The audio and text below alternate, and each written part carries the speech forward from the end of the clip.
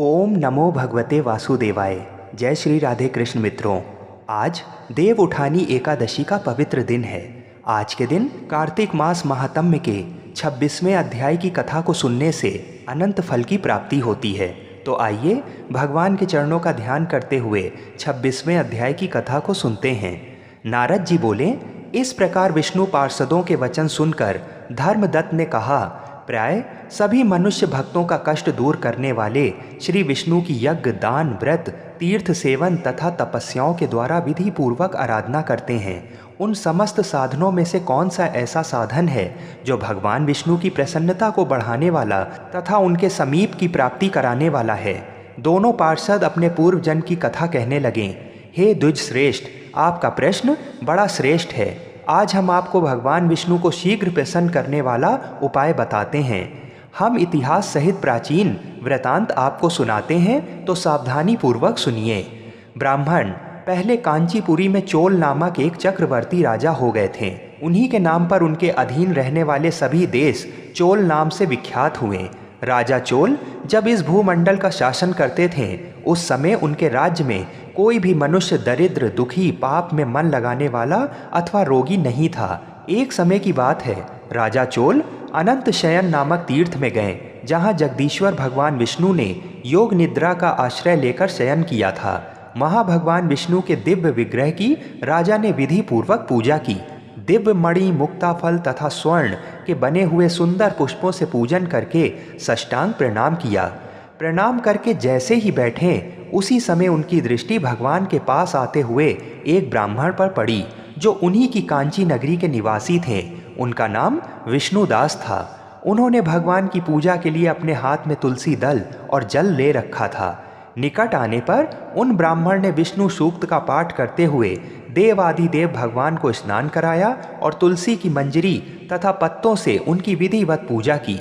राजा चोल ने जो पहले रत्नों से भगवान की पूजा की थी, वह सब तुलसी पूजा से ढक गई। ये देखकर राजा कुपित होकर बोले, विष्णुदास, मैंने मणियों तथा स्वर्ण से भगवान की जो पूजा की थी, वह कितनी शोभा दे रही थी। तुमने तुलसी दल चढ़ाकर उसे ढक दिया। बताओ ऐसा क्यों किया? मुझे तो ऐसा जान पड़ता है कि तुम दरिद्र और गंवार हो, भगवान विष्णु की भक्ति को बिल्कुल नहीं जानते हो। राजा की ये बात सुनकर द्विज श्रेष्ठ विष्णुदास ने कहा, राजन, आपको भक्ति का कुछ भी नहीं पता है।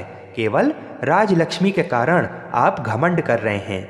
बताइए तो आज से पहले आपने कितने वैष्णव व्रतों का पालन किया है? तब राजा चोल ने हंसते हुए कहा, तुम तो दरिद्र और निर्धन हो। तुम्हारी भगवान विष्णु में भक्ति ही कितनी है। तुमने भगवान विष्णु को संतुष्ट करने वाला कोई भी यज्ञ और दान नहीं किया है, और न पहले कभी कोई देव मंदिर ही बनवाया है। इतने पर भी तुम्हें अपनी भक्ति का इतना गर्व है। अच्छा, तो ये सभी ब्राह्मण मेरी बात सुन लें।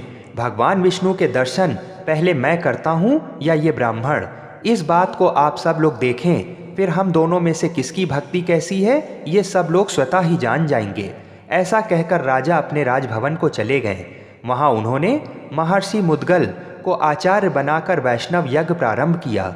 उधर सदैव भगवान विष्णु को प्रसन्न करने वाले शास्त्रोक्त नियमों में तत्पर विष्णुदास भी व्रत का पालन करते हुए वहीं भगवान विष्णु के मंदिर में टिक गए। उन्होंने माघ और कार्तिक के उत्तम व्रत का अनुष्ठान, तुलसी वन की रक्षा, एकादशी को द्वादश मंत्र का जाप, नृत्य, गीत आदि मंगलमय आयोजनों के साथ प्रतिदिन षोडशोपचार से भगवान विष्णु की पूजा आदि नियमों का आचरण किया। वे प्रतिदिन चलते फिरते और सोते हर समय भगवान विष्णु का स्मरण किया करते थे। उनकी दृष्टि सर्वत्र सम हो गई थी। वे सब प्राणियों के भीतर एकमात्र भगवान विष्णु को ही देखते थे। इस प्रकार राजा चोल और विष्णुदास दोनों ही भगवान लक्ष्मीपति की आराधना में संलग्न थे। दोनों ही अपने अपने व्रत में स्थित रहते थे और दोनों की ही संपूर्ण इंद्रियां तथा समस्त कर्म भगवान विष्णु को समर्पित हो चुके थे। इस अवस्था में उन दोनों ने दीर्घ काल व्यतीत किया। आगे की कथा को सुनने के लिए हमारे चैनल को अवश्य सब्सक्राइब करें। अगले वीडियो में हम आपको इसकी आगे की कथा का 27वां अध्याय सुनाएंगे। जय श्री राधा कृष्ण। आप सभी को देव उठनी एकादशी की हार्दिक शुभकामनाएं। जय जय श्री राधे।